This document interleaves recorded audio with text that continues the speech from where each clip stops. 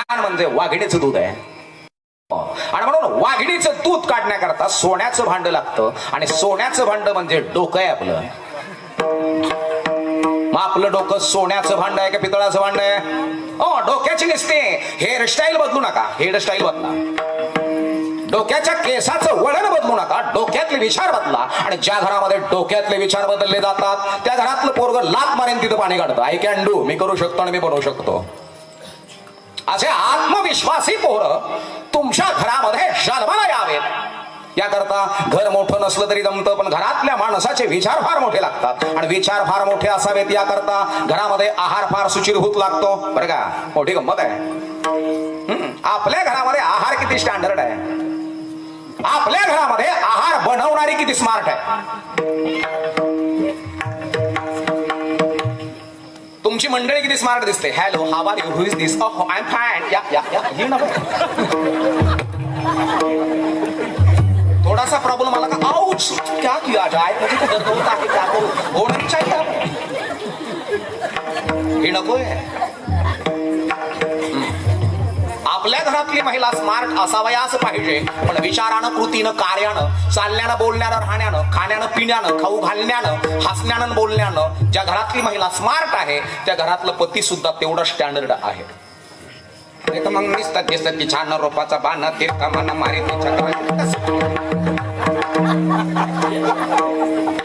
तशी नव्हे. Hello, how are you, who is this, oh I am fine. हल्ली ना तुझा फोनच येत नाही रे. हे नको. आपल्या घरामध्ये स्टँडर्ड विचाराची स्टँडिंग, आपल्या घरामध्ये कृती आहे, आपल्या घरामध्ये आहार आहे. आणि आहार बनवणारी महिला स्मार्ट असली पाहिजे. आणि ज्या घरामध्ये महिलेला परमार्थ कळाला तिच्या पोटी गुणवान गुणवान सिलवान पोरं जन्माला आले. परमार्थ कळणं महत्वाचं आहे. ज्या घरामध्ये परमार्थ कळाला तिथला अनर्थ पळाला. काय म्हटलं मी? ज्या घराला परमार्थ कळाला त्या घरातला अनर्थ पळाला, अनर्थ डिलीट झाला.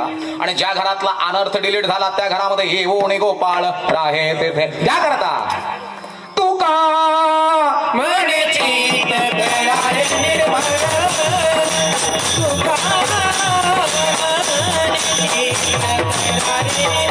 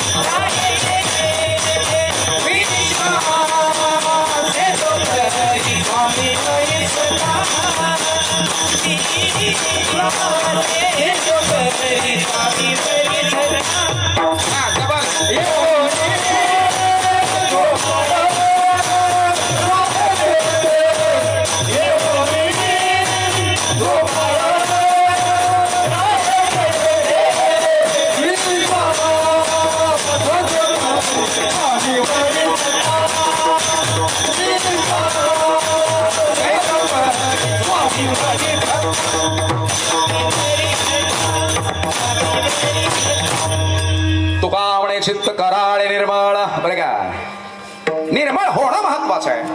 आणि चित्त निर्मळ करायचं असेल तर नको ते डाउनलोडिंग केलेलं डिलीट मारा. याच्यामध्ये नको ते डाउनलोडिंग झालंय ना, अनशा मनशा तृष्णा वासना कामना काम क्रोध मद मोह मत्सर. नको ते डाउनलोडिंग झालंय, याला डिलीट मारा. आणि डिलीट मारण्याचं एकमेव साधन आहे नामा संकीर्तन साधन पाय सोपे. बरं का, हे डिलीट मारण्याचं एकमेव साधन त्याचं नाव कीर्तन आहे. मग कीर्तन ऐकावं का कीर्तन करावं? प्रमाण नको मला. करावे कीर्तन मुखी घ्यावे हरीचे नाम. कीर्तन या शब्दाचा ज्याच्या तनातली कीर निघून गेली तो कीर्तन करण्याचा यथार्थ अधिकार आहे. कीर म्हणजे अंधार आणि तण म्हणजे शरीर. कीर अधिक तण बरोबर कीर्तन. शब्दकोश शब्दशास्त्र आकार उकार दीर्घ स्वर व्यंजन. आपल्या तनातली कीर काढायची. कीर म्हणजे अज्ञान, अज्ञान डिलीट मारायचंय. आणि आपल्या घरातलं अज्ञान डिलीट मारलं, आपल्या घरातले नको ते ऍप्स डाउनलोडिंग झालेत ना, हे ज्यावेळेस निघून जातील ना त्यावेळेस तुमच्या मोबाईलचा ब्राईटनेस वाढेल, डिस्प्ले चांगला चमकेल. आणि डिस्प्ले म्हणजे चेहरा आहे. या मोबाईलचा डिस्प्ले म्हणजे चेहरा आहे आणि हा डिस्प्लेचा ब्राईटनेस वाढवण्याकरता आमच्या मेमोरीमध्ये स्ट्रॉंग विचार असावयास हवेत. आणि ज्या घरामध्ये विचार स्ट्रॉंग आहेत त्या घरातली माई धन्यवान आहे. हो, आणि म्हणून एक लक्षात असणं महत्वाचं आहे. मला एक जणाने विचारलं, ज्ञानी होता माणूस, कुठनं आलात? म्हणलं नेवाशा तालुक्यातनं. अच्छा, पण गाव कोणतं आहे? म्हणलं जीवर आहे, ती कोकणाजवळ आहे माझं गाव. हो हो. म्हणले जीवूरला कुठनं आलात? म्हणलं अरे मी जीवूरचाच आहे. नवे नवे, पण तिथं कुठनं आलात? अरे म्हणलं मी जीवूरचा आहे. नाही, पण तिथं कुठनं आलात? म्हणलं ज्ञानी माणूस होता. म्हणलं हो, तुम्हाला असं विचारायचं ना? म्हणलं हो. म्हणलं जीवूर मध्ये मी आलो माझ्या आईच्या पोटातनं. हो, हे विचारायचे मला. आईच्या पोटात आला? हो ठीक आहे. म्हणले आईकडे कुठनं आलात? म्हणलं बापाकडनं आलो. हो हो, पण बापाकडे कुठनं आलात? आता मोठी गंमत आहे. बापाकडे आलोय ना आम्ही, तर बापाकडे कुठनं आलो? म्हणलं मला सांगता येणार नाही, जरा आप ही बताओ मुझे, तुम्ही सांगा की. म्हणलं त्या महात्म्याने सांगितलं, माधवम माधवी प्रिय. माधव म्हणजे भगवंत आहे आणि माधवी म्हणजे भूमाता आहे. आणि मग माधव माधवीला हिरवा शालू नेसवतो, म्हणजे धोधो धोधो धोधो असा पावसाच्या रूपाने पडतो. 7 जूनला पाऊस प्रारंभ होतो, म्हणजे कितव्या महिन्यात? बरोबर आहे की नाही? जरा लक्षपूर्वक ऐका बरं का. निसर्गामध्ये जर भगवंत बघितला तर देव कळेल. कारण की दगडामध्ये देव बघणं सोपं नव्हे. म्हणले कसं? अगोदर हे सांगतो मग दगडातलं सांगतो. जरा लक्षपूर्वक ऐका. आणि माझं कीर्तन ऐकणाऱ्याचं नेटवर्क 4G असावं लागतं. नाही तर मग रात्री बाबाला काय सांगितलं काय नाही कळलं. माझं कीर्तन ऐकणारे सगळे 4G असावे लागते. कॅप्चरिंग डाउनलोडिंग शक्ती स्मार्ट असावी लागते. आणि म्हणून लक्षपूर्वक ऐका. बापाकडनं कुठला आला? लक्षपूर्वक ऐका. माधवम माधवी प्रिय. माधवाला माधवी प्रिय आहे. माधवी म्हणजे भूमाता आहे. माधव म्हणजे भगवंत आहे. आणि पावसाच्या रूपाने हिला शांत करतो, हिची तृणा शांत करतो तो. 7व्या महिन्यात 6व्या महिन्यात 7 जूनला पाऊस प्रारंभ होतो, म्हणजे 6व्या महिन्यात. आणि ही हिरवा शालू कितव्या महिन्यात नेसते? 7व्या महिन्यात संपूर्ण भूमी हिरवी होते. मला आई खरं सांगा, इकडे डोहाळे जेवण घालतात त्यावेळेस तिला कितव्या महिन्यात हिरवी साडी नेसवतात?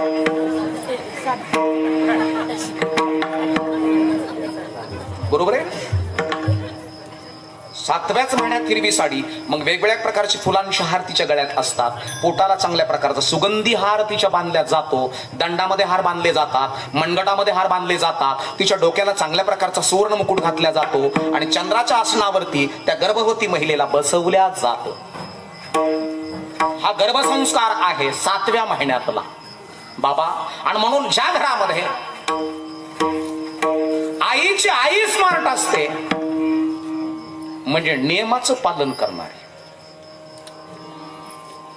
म्हणून ज्या घरामध्ये पुरुषाचं खाणं आणि स्त्रीचं न्हाणं हे झाकून आहे, त्या घरामध्ये कुलवान गुणवान आणि सिलवानच मुलं जन्माला येतात. याच्या पुढचं ऐका जरा आई. ज्या घरामध्ये ज्या स्त्रीचं पोट झाकलेलं आहे, पोट, त्या पोटातूनच कुलवान गुणवान आणि सिलवान मुलं जन्माला येतात. म्हणले पोटाचा मुलाचा संबंध काय? तर लग्नाच्या दिवशी नवरदेवाच्या बापानं नवरी मुलीच्या आईला एक साडी घ्यायची असते. त्या साडीचं नाव काय? पोट झाक. बरोबर आहे ना? मग पोट झाकणी त्या साडीला नाव का? नवरदेवाच्या बापाचं सांगणं राहतं, अगं ऐक ना, तुझी पोरगी तुझ्या पोटाच्या रूपाने माझ्या दारात येते आणि तुझं पोट उघडं पडू नये म्हणून घेऊन दिलेली साडी आहे. त्या साडीचं नाव आहे पोट झाकणी. एक लक्षात असलं पाहिजे. आपला प्रत्येक कृती, आपला प्रत्येक धर्म, आपला प्रत्येक वार, आपला प्रत्येक महिना आम्हाला परमार्थाचं दिग्दर्शन करतोय. पण परमार्थ विज्ञानाच्या माध्यमातून समजून घ्या, त्यावेळेस परमार्थ कळेल ना. परमार्थ कळण्याकरता बोळ्याचा बोळ्याचा हे बोळ्याचं नाही.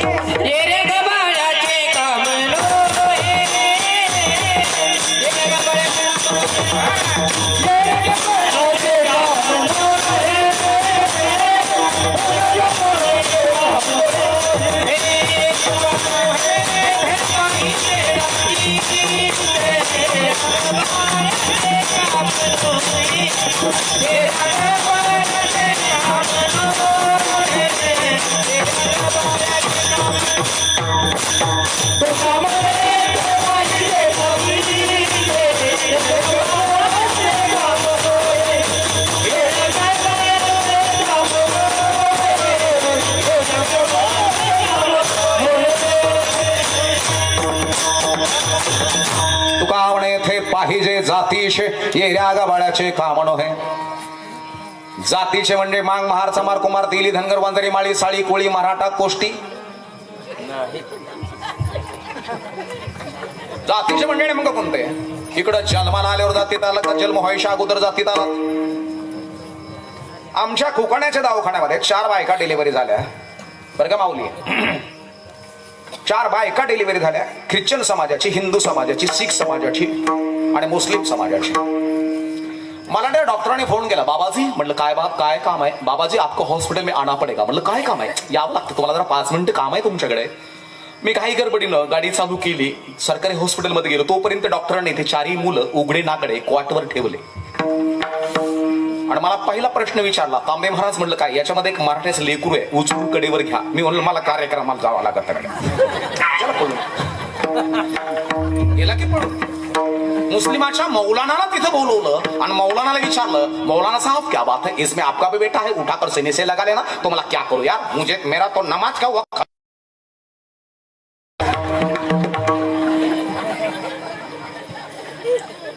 ख्रिश्चनच्या धर्मगुरूला तिथं बोलवलं आणि त्याला विचारलं, याच्यात तुमच्या एक जातीचं पोरग आहे, उचलून कडेवर घ्या. ते म्हणलं मला प्रार्थनाला जावं लागत. त्याला पडून शिखाच्या धर्मगुरूला इथं बोलवलं आणि त्याला विचारलं, याच्यात तुमच्या, मला तर गुरुद्वारा में जाना पडेगा मुझे. ते पण पळून गेलं. मग मला सांगा, जन्माला आल्यावर जातीत आलात का जन्म व्हायच्या अगोदर जातीत आलात? मोठी गंमत आहे. कधी आलात कधी जातीत? जन्माला आल्यावर आलात का जन्म व्हायच्या अगोदर? जन्माला आल्यावर आलो. पण तोपर्यंत डॉक्टरांनी त्या पोरांच्या बापालाही बोलवलं. बाबा महाराज आणि त्या बापांना सांगितलं बरं का, सुपर बंपर ऑफर चालू आहे. म्हणले काय? ज्यानं त्यानं ज्याचं त्याचं लेकरू उचलायचं, 1ही रुपया डिलिव्हरीचा घेणार नाही. ते मला कसं शक्य आहे? नाही ओळखणार ना. टुकू टुकू बघत होते फक्त पोरांकडे. ज्या आईनं 9 महिने 9 दिवस पोटामध्ये ठेवलं, त्या आयांना बोलवलं, माताजी जरा बाहेर आणा. क्या बात है. जेणेतेने जिथे तिचा मुलगा उचलून 650 किलोमीटर 2 दिवसात. आता आलोय कीर्तनाला तुमच्याकडे 340 किलोमीटर वरनं. सकाळचा काला केला, 12 वाजून 45 मिनिटांनी गाडीत बसलो. तर मी इथं कितला उतरलो माऊली भैया? 7ला इथं आलो. म्हणजे एवढा मोठा प्रवास होता माझा. आणि आता तुमचं कीर्तन करायचंय आणि पुढं मला नेवाशाला जायचंय. उद्या सकाळचं औरंगाबादला कीर्तन करा. तू मग काय फुकाट पळतो का काय? तू असं काही हरकत नाही. पण तुमच्याकडे बघितलं, इथली प्रसन्नता बघितली महाराज, इथलं नियोजन बघितलं, माझा थकवाच निघून गेला. मी फ्रेशच झालो, आनंद निघून गेला थकवा. विचार केला, ऊन वारा पाऊस धरा हे सगळं दुबळ्याच करता आहे, आपल्या करता नाही. म्हणून एक आहे, जन्माला आल्यावर जातीत नाही तर जन्माला आल्यावर जातीत आलो, जन्म व्हायच्या अगोदर नाही.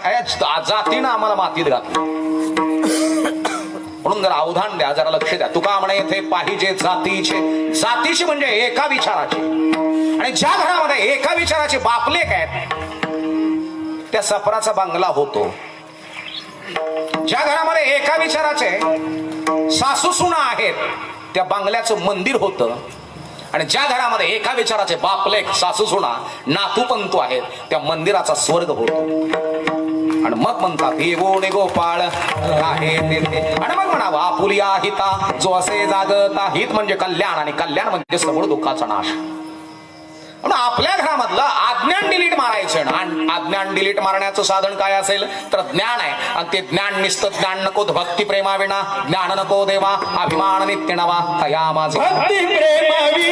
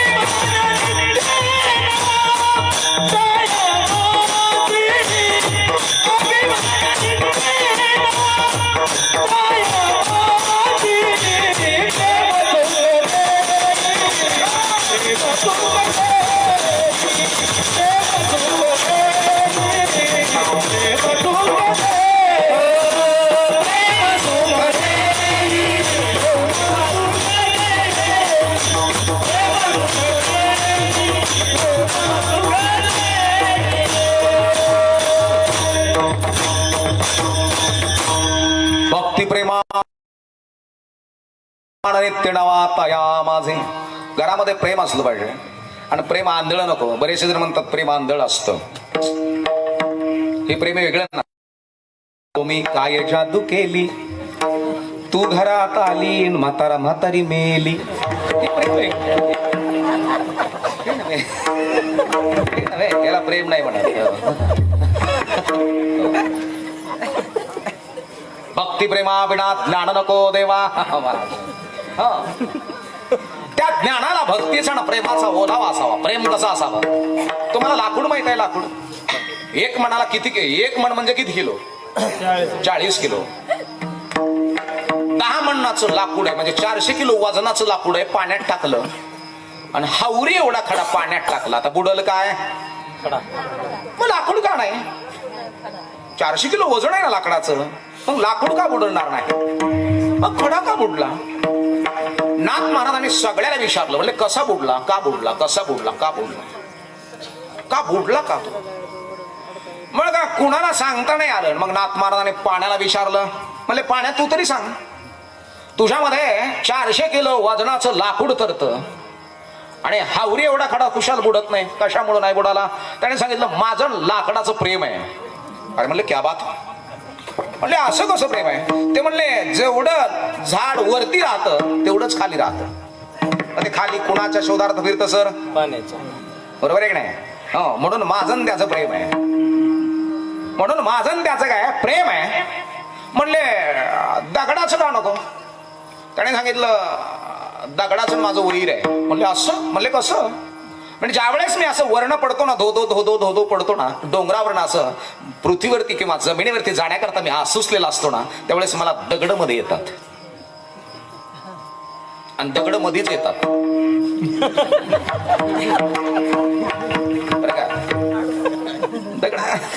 दगडाचा स्वभाव आहे मध्ये राहणं. दगडाचा स्वभाव आहे.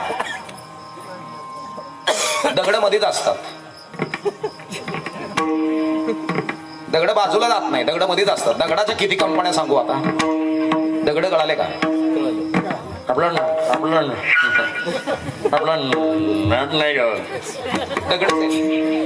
आणि मध्येच असतात. ते चांगलं सांगितलं तरी तुमचा काही फायदा असेल. काय म्हटलं मी? दगड मध्ये असतात. आणि मग शहाणे माणूस दगडाकडे जात नाही, दगडाला टन मारून जातात. आणि दगडाच्या नादी लागूच नका. आणि शहाण्याला एकच विनंती आहे, तुम्ही दगडाच्या नादी लागूच नका. कारण की दगडाला बाकीचा उद्योगच नसतो. म्हणून दगडाला टन मारून जा. आणि म्हणून पाणी सांगतं मी दगडाच्या नादी लागत नाही, दगडाला टन मारून जातो. पण लक्षात असू द्या, पाणी याच्याही पुढे म्हणतं काय? पण ज्यावेळेस माझी ताकद वाढल्या जाते ना, त्यावेळेस मी दगड आपटून वाळू करतो. म्हणून आपली ताकद वाढूस तर दगडाच्या नादी लागू नका. विठाला विठाला विठाला.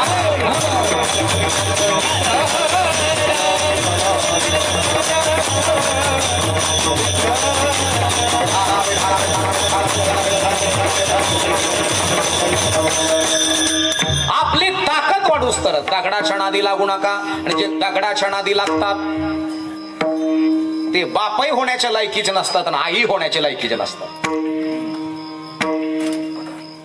तुमच्याकडे बाप होण्याकरता वय लागतं का? विचार.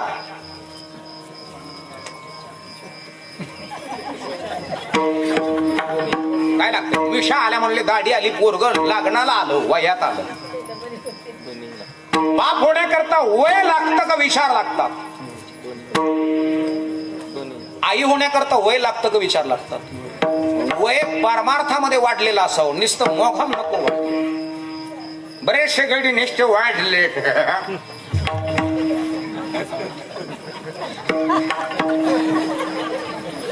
दोन्ही म्हणाव तर मग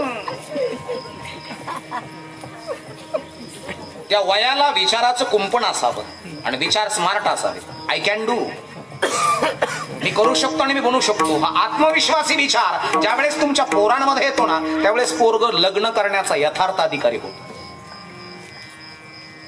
आणि म्हणून वय वाढत असताना विचार सुद्धा वाढले पाहिजे. आणि विचार वाढतात ते कुणाच्या संगतीनं संगत संतन की करले जीवन का कचो सार्थक तू करले संग संतांचा असावा त्यावेळेस विचार वाढले जातात. संतन के संग लागले जय हो जय हो.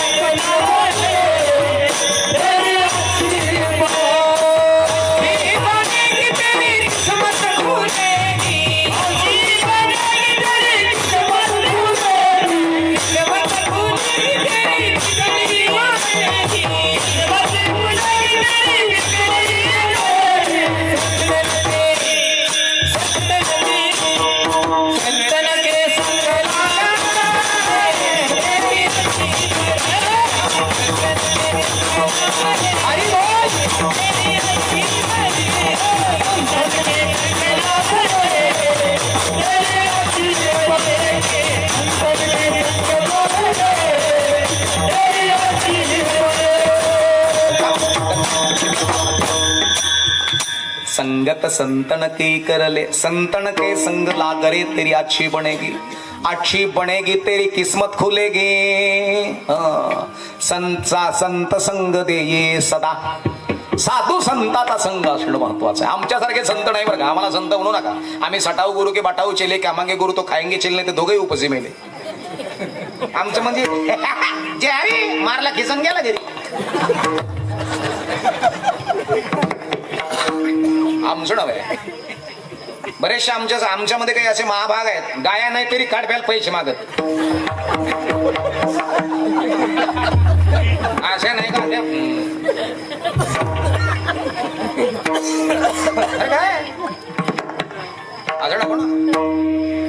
संतन के संग लागले. मी सहज म्हणलो महंत परमपूज्य आदरणीय आमचे थोर मठाधिपती ज्यांचा फेटा मी माझ्या डोक्याला बांधलाय देवड संस्थानचे मठाधिपती स्वामी भास्कर गिरीजी महाराज त्यांना मी सहज म्हणलो बाबा संत कोणाला म्हणावं.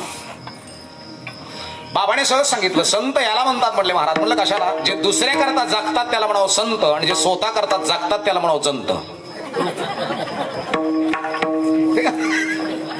जे दुसऱ्या करता जगतात ना त्याला संत म्हणतात आणि जे स्वतः करता जगतात त्याला जंत म्हणतात. जे का रंजोले गांजोले दासी म्हणे जो आपुले दासी म्हणे जो आपुले दासी म्हणे जो आपुले. जे का रंजोले गांजोले दासी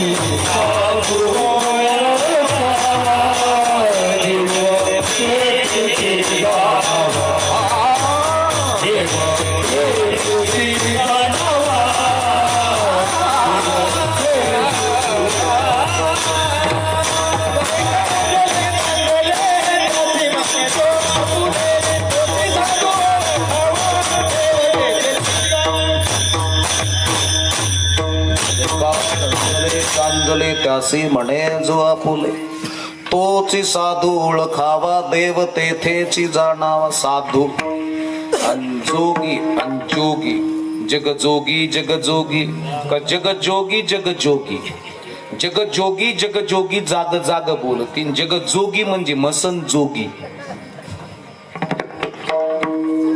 आणि म्हणून जीवनामध्ये परमार्थ कळणं महत्वाचं आहे. कारण की जिथं विज्ञान थांबल्या जातं तिथून पुढे परमार्थ प्रारंभ होतो. जिथं विज्ञान हा टिकतं ना तिथून पुढे परमार्थ प्रारंभ होत असतो. आणि म्हणून माई आपल्या घरामध्ये घराला घरपण येणं घरामध्ये आनंदाची प्राप्ती प्राप्त होणं आणि मग आपल्या हिताला आपणच जागं राहायचंय. मग मला सांगा लग्न होईच्या अगोदर हिताला जागं राहणं का लग्न झाल्यानंतर हिताला जागं राहणं. नाही म्हणजे आई तरुण तर घे माझ्या करून, जाशील मरून तर टाकते पुरून.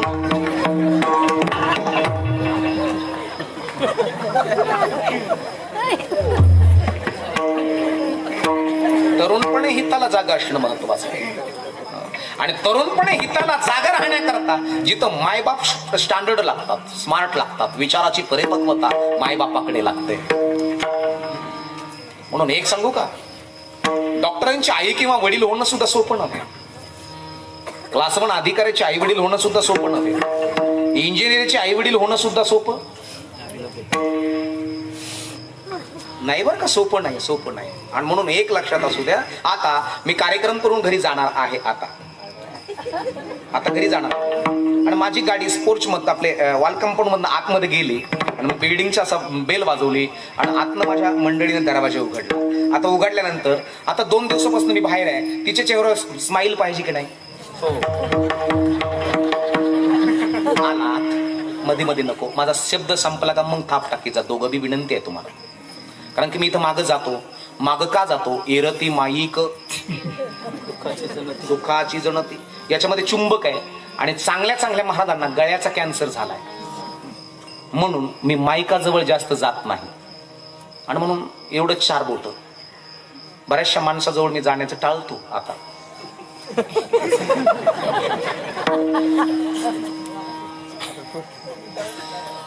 माझी मंडळी माझ्याकडे बघितलं पाहिजे, हसलाच पाहिजे, हसली पाहिजे. रात्री किती लांब होता, असं रात्री पुन्हा किती लांब होता, नाही का प्रवास व्यवस्थित झाला का, दूध वगैरे देऊ का गावरान गाईचं, असं तिने म्हटलं पाहिजे की नाही?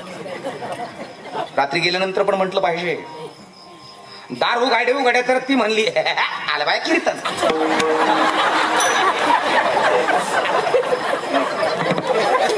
मा बीपी वाढ का कमी होईल?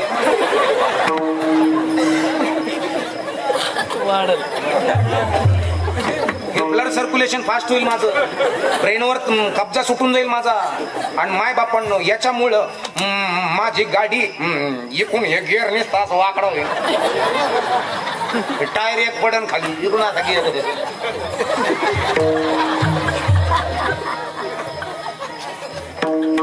घरामधली महिला सुद्धा तेवढी स्टँडर्ड लागते तेवढा पुरुष स्टँडर्ड आहे.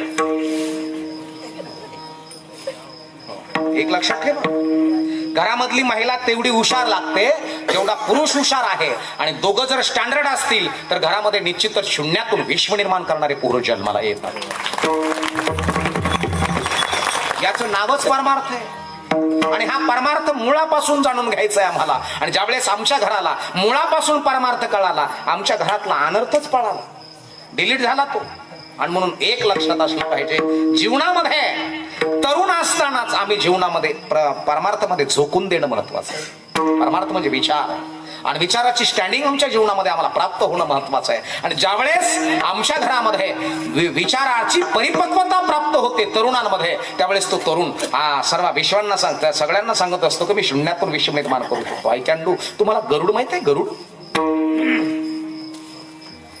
नाही का ते? ए ओ विठ्ठले माझे माऊली, निढळावरी कर ठेवणी वाट मी पाहे. ए ओ विठ्ठले माझे माऊली, पिवळा पितांबर कैसा कैसा कैसा कैसा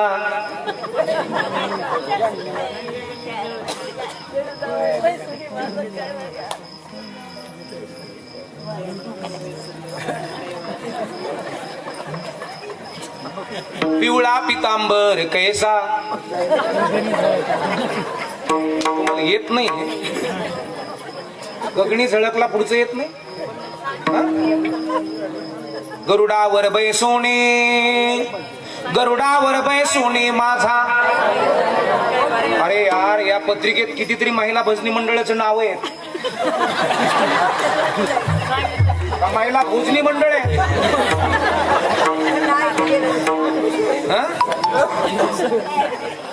भजनी मंडळ आहे का भोजनी मंडळ आहे? बोला की भजनी मंडळ आहे ना. मग मी एवढं एवढं विचारतोय तुम्हाला, एवढं विचारतो, पिवळा पितांबर कैसा, मग असं बोला की.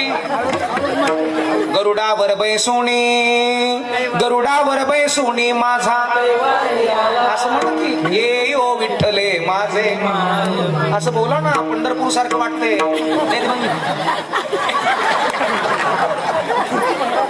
काय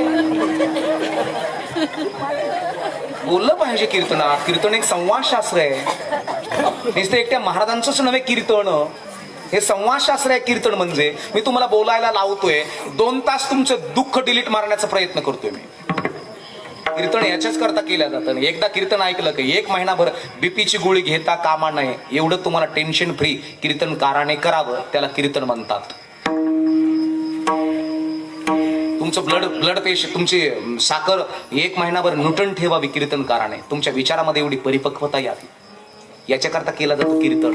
2 तास घरचा सगळं डिलीट मारा. 2 तासात ब्रह्मीभूत काया होत असे कीर्तन, बरं का. 2 तासामध्ये आपली काया ब्रह्मीभूत करणं महत्वाचं आहे. नव्हे नव्हे वलचणीचं पाणी काढ्यासी गेलं नाथाच्या घरचे, उलटीचं खोण पाण्याला मोठी लागली तहान. मोठी गंमत आहे. पण हा परमार्थ कळण्याकरता आमच्या घरामध्ये येवोणे गोपाळ राहे तेथे, तिथे भगवंत राहावा. पण भगवंताला दगडात बघणं सोपं का? आपला विषय हा होता. मी म्हणलो तो सांगणार आहे तुम्हाला. दगडामध्ये किंवा मूर्तीमध्ये देव बघणं सोपं आहे का अवघड आहे?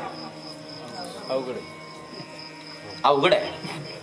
आमच्या तिकडं आता येतं समजा भूम मध्ये नवीन लग्न झालेली सुनबाई आली, शिक्षण भरपूर झालेलं होतं, त्याच्यामुळे ते देवाला मानतच नव्हती. नवीन लग्न झालेले मानतच नव्हती. आणि तिची सासू तिला म्हणायला लागली, अगं ऐक ना. काय म्हटली ती? अगं ऐक ना, आपल्या घराण्यामध्ये एक रीत आहे, लग्न झाल्यानंतर नवीन सुनेनं सासू बरोबर मंदिरात यावं लागतं. मी म्हणले, अगं मी तर दगडामध्ये देव मानतच नाही, माणसात बघते नाही, मला कशाला थिरडी घेऊन चालली ग तिकडं, मनात म्हणली ती. पण सासू पहिल्यांदा म्हणली त्या कारणास्तव सुनबाई सासू बरोबर निघाली. सुंदर असं ताटावरती वर काय म्हणतात त्याला, असं ते झाकून ठेवलेलं असतं, झाकणी, विणलेली झाकणी होती. त्या ताटाच्या खाली नारळ होतं, त्या ताटाच्या खाली अगरबत्त्या होत्या, वेगवेगळ्या प्रकारची फुलं त्या ठिकाणी, फुलं सुगंधित होते. आणि ती सासू बरोबर ती सुनबाई निघाली आणि मंदिराच्या मेन प्रवेशद्वाराजवळ गेली. आता 2 भालदार चोपदार तिनं बघितले. सर महाराजजी, बाबाजी महाराज, 2 भालदार चोपदार, बलदंड बाहू, पृष्ठ बैलासारखे खांदे, काळ्याभोर झुपकेदार मिशा, जास्त तब्येत असल्या कारणास्तव कांबळ सुटलेली, टपोरे डोळे, कान मोठाले, कानात कुंडल, गळ्यामध्ये रुद्राक्षाच्या माळा, अंगरका घातलेला, हातामध्ये भाला, 2 टांगी धोतर, पायात मुजडी, पिळदार पिंढाऱ्या, बलदंड बाहू, पृष्ठ बैलासारखे खांदे, असे 2 भालदार चोपदार बघितले. आणि मग हिच्या हातातलं पूजेचं ताट थरथर थरथर थरथर थरथर थरथर थरथर थर कापायला लागलं. आणि सासूला विचारलं, काय झालं? कसं सांगू आत्या? झालं काय? आता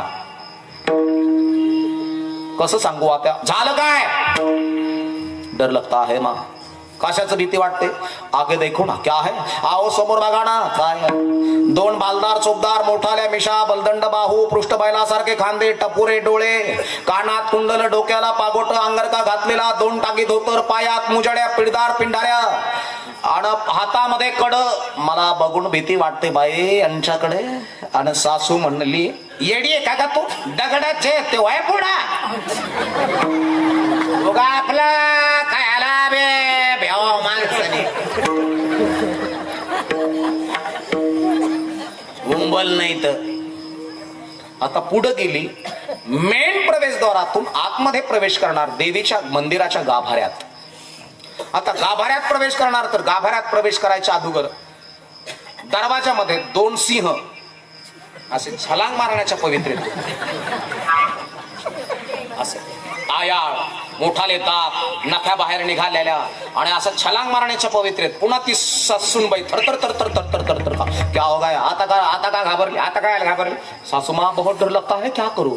ते बोले, झालं काय ग आता, तू कशाला भिवतीस? तू समोर बघा ना बाई, सिंह आहेत, मला असं वाटतं ते माझ्या नरडीची घोट घेतील ना.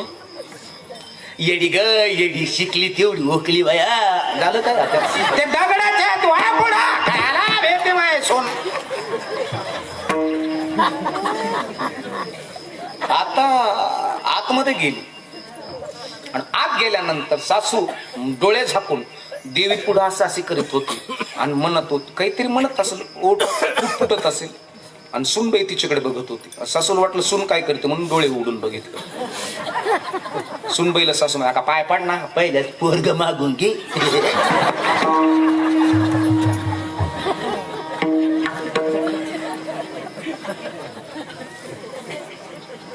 आणि लय जागृत कडक ठाणे येईल माग पहिलं पोरग माग. आता कसं मागू? काय झालं? आता मी नाही मागणार. अगं झालं काय? कसं मागू? झालं काय? दगडाचं ते बाबो देवाला दगड म्हणते का? आता तुम्ही नाही का मेन प्रवेशद्वारापाशी सांगितलं भालदार चोपदार, मी त्यांच्याकडे बघून घाबरले. तू म्हणले घाबरू नको दगडाचे आहेत पुढं चल.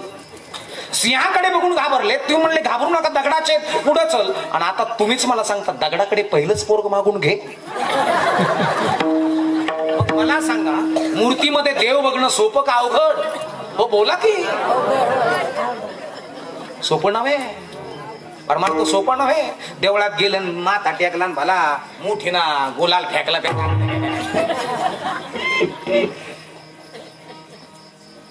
बुमर सिस्टीम माहिती आहे तुम्हाला? बुमर बॉल, रबरी चेंडू. रबरी चेंडू माहिती आहे का तुला? हा, तो रबरी चेंडू भिंतीला जर फेकून मारला ना त्याच्यापेक्षा डबल स्पीड ना रिटर्न येतो पाठीमाग. तसंच आहे मंदिरामध्ये गेल्यानंतर आपल्या ह्या पंचमहाभूताच्या देहाला 3.5 कोटी छिद्र आहेत. 72,72,07,200 सूक्ष्म नाड्या आणि मोठ्याल्या नाड्या आहेत आणि याला 3.5 कोटी छिद्र आहेत. ह्या 3.5 कोटी छिद्राद्वारे निघणाऱ्या ज्या लहरी आहेत, फ्रिक्वेन्स आहेत, रेंज आहे, त्या फ्रिक्वेन्स मूर्तीवरती जाऊन आदळतात आणि तिथून पुढे रिटर्न डबल पाठीमागे येतात. आणि त्यावेळेस साधकाची स्थिती होती नैनी नीर लोटे कंठी प्रेम दाटे.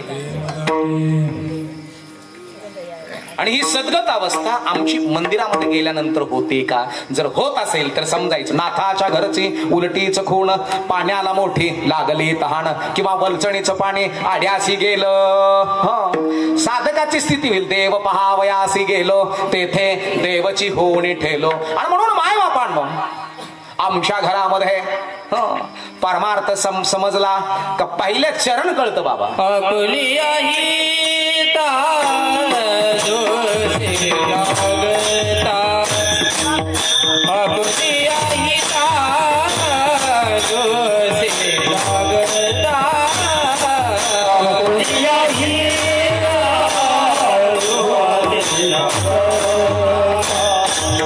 आपुली आई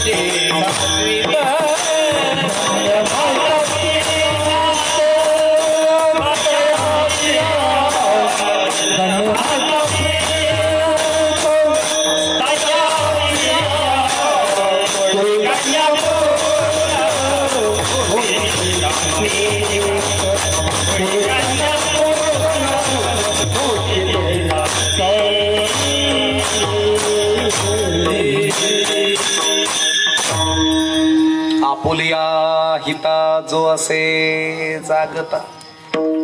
जागृत राहणं महत्वाचं, तेही तरुणपणे जागृत राहणं महत्वाचं. तरुणपणे जागृत राहण्याकरता घरामध्ये माईबाप तेवढ्या सोड देत चला, सोड सोड मला सोरातून घालती ती पेटी मला, नाही तर ते राहू दे असं फक्त सोड.